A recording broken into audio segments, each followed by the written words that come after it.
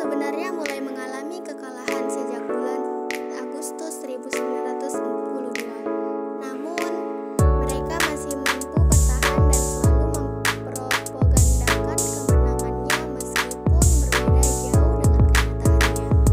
Pengaburan, bahkan permutarbalikan informasi ternyata sudah terjadi di masa lalu. Di masa lalu, para pendahulu kita disajikan berbagai berita tentang kejayaan Jepang dalam perang, agar bangsa kita mau membantu pihak Jepang. Jepang semakin terdesak oleh kekuatan sekutu diplomasia, pihak Inggris, Amerika, dan Australia, yang bergabung dalam blok sekutu menyerang Jepang di wilayah-wilayah kekuasaannya dari berbagai penjuru. Jepang yang pada awalnya menerapkan strategi ofensif